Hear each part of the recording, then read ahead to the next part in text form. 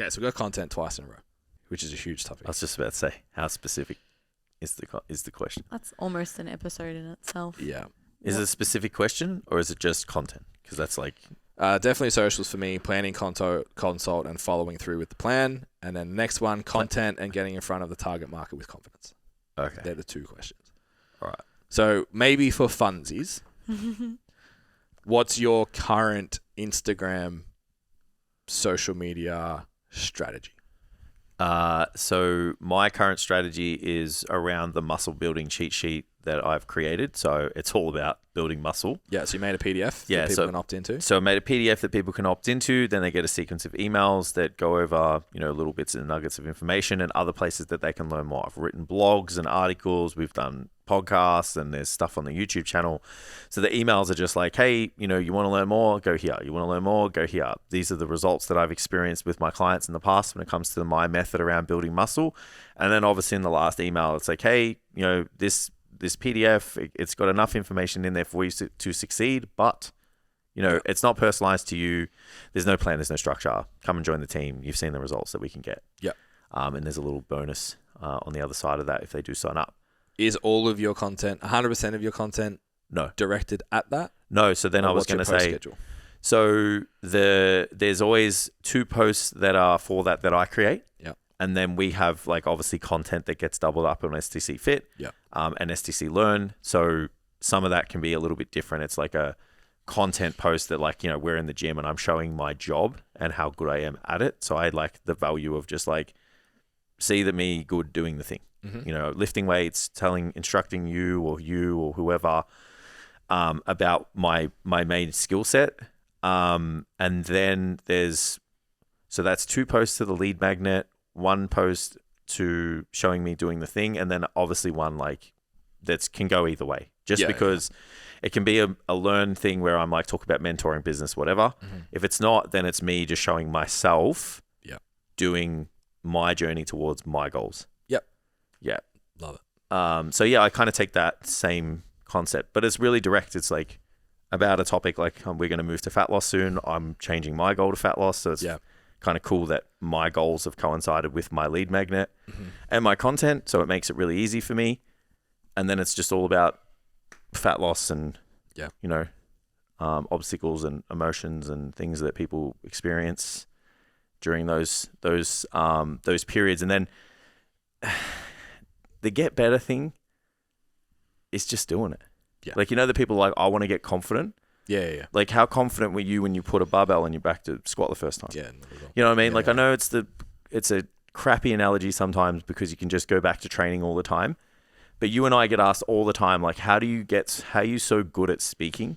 Yeah. And I'm like, well, fuck, if we're tired, we're not that great at it. It's been a big day. But yeah, you get that feedback. I could never stand up in a room and talk like you guys do. Yeah. I could never sit here and talk to a camera and teach a person and this, that, and whatever. It's man, we've been doing this since 2014, talking to a camera. Yeah. So it's just reps. Yeah. And you're going to it's knowing that there's always going to be imperfect action. Yeah. That's again what we said before. It doesn't have to be perfect. Absolutely not. Yeah. And the only way to kind of make it better than it was before is just redo it. Like you said, it's that's really what a perfectionist is. And you have to live with the idea that you're going to look back on it and know that you're better than that now. Yeah. And still be okay with that. Have you ever put something in drafts? Just to schedule and be I hate that, and I just hit post anyway, or delete it and do it again. But I've made stuff. I think I spoke to you one time and I was I hate the videos that are going out this week, but they're going out because it's just I know next week I'll change this, and this, but I'm not spending another 2 hours on it. I agree. Yeah, I'm just putting it out. So even you remember when we got the cameras and we did all those videos? Yeah, I fucking hate them. Yeah.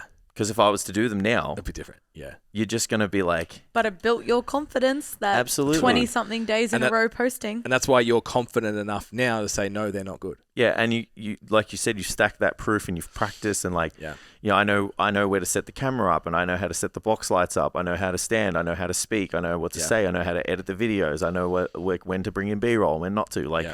I even know how to introduce the video. Yeah. It's not, hey guys, welcome to. It's just talk about the thing. Yeah. It's funny. I watched the programming podcast.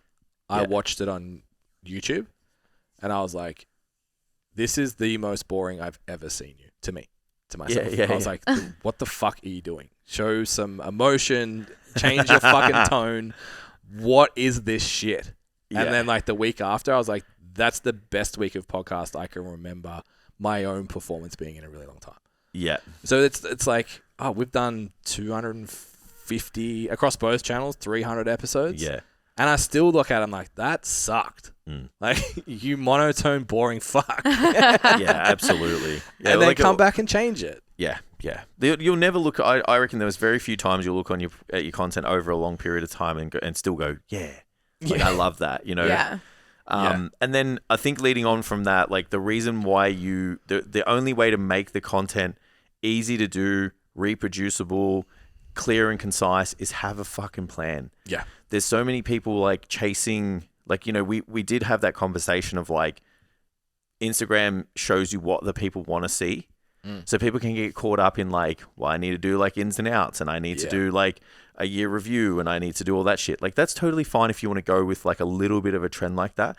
But like sit down and actually have a think about what it is that you're going to do, how you're going to talk about it, how's it going to be packaged together, how long is it going to go for, you know, all of those things and make them consistent. Yeah, I think from a generating clients standpoint, posting the plan will be more successful than the trend. Oh, absolutely. And then the trend is secret sauce.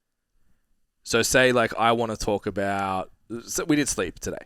So let's say my content's going to be driven towards sleep. It's not, but let's say it is. Yeah. So it's like, okay, ins and outs comes up as a trend.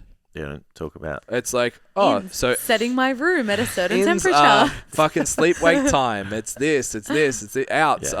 Phones before bed and like not doing. You can make it relevant. It's like the plans there. Absolutely. I just added the trend on top, so the message was clear, and that's what actually kicks off. It's not some like, I've got to make an in and out. I've got to do text over my video, and it's like, cool. The trends are useful, but if you're focused on the trend, not the message, you're cooked. Yeah. And I think understanding that your content is also for the long term at the same time. Yeah. So like I know that someone like every now and then you'll just get that like that is from a piece of content you made like 3-4 weeks ago. Yeah. So you know that it's like either popped up somewhere or someone's like ex-girlfriends in the scroll. No, I don't have from a couple of years my ago. life for fucking half my life. I don't have any of those. Happy anniversary for tomorrow. That was ages ago. Yeah, thank you very much. 18 years. Yep. Very proud of myself and my wife at the moment. So yeah, it's like you're making it for the future. So you're making it so that someone lands on the page and is like, oh, this is sick. Or they see a post and then they go there and they're like, oh, there's so much stuff here that like is awesome. I love all this shit. Like can't wait for the next thing that they come out. Yeah. So let's say you post and we talk about how like sometimes there's posts that nurture your audience and sometimes there's posts that like just go off into the webosphere, the social sphere, and you're trying to bring more people in. So sometimes I'll post a before and after and it's got nothing to do with generating new likes or whatever.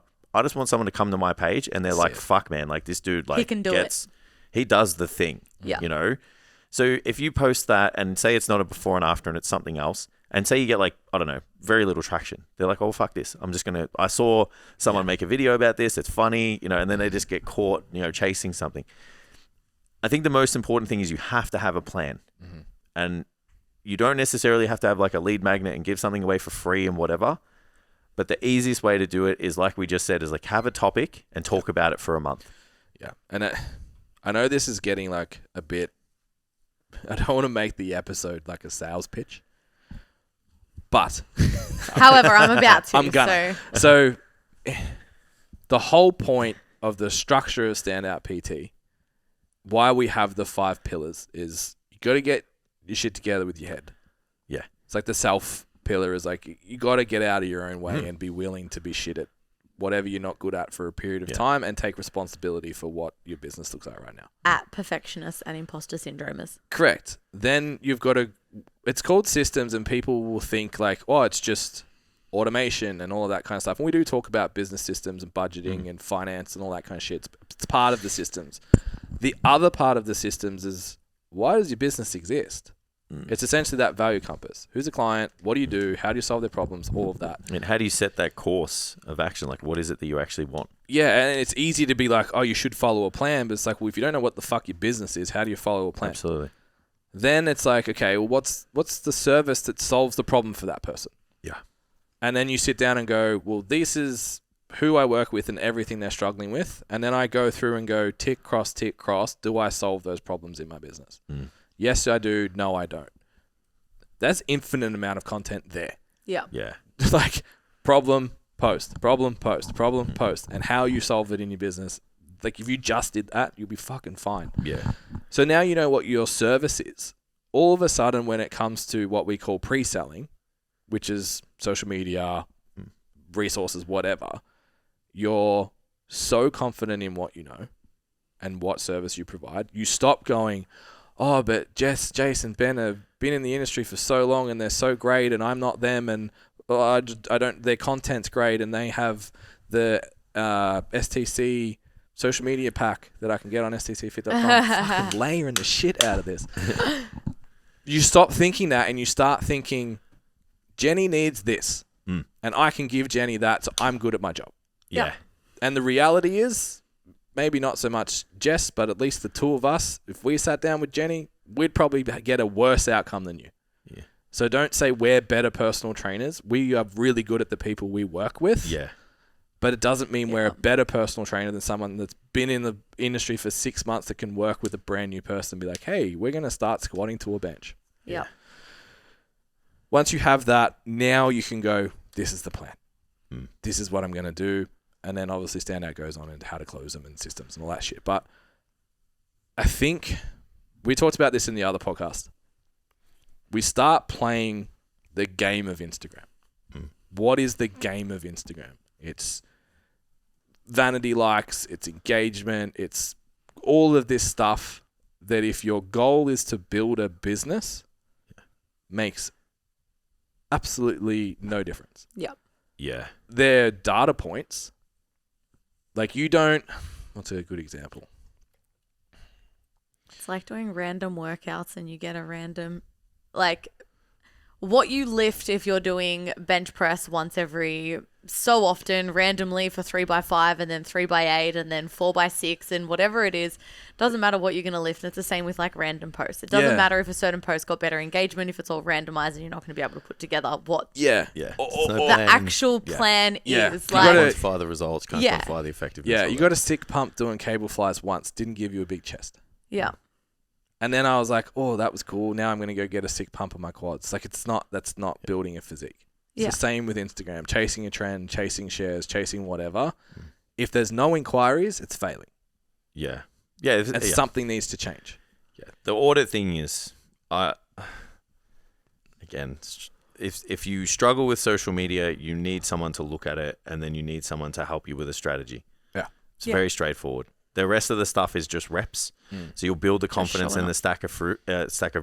Proof. Can you tell we've been talking for 6 hours? You'll build that stack of proof with the reps. Yeah. You've obviously invested in development. You've asked a question. You've taken the courage to go out and say it, into the webosphere. You need a plan and you need an audit of what you're doing at the moment.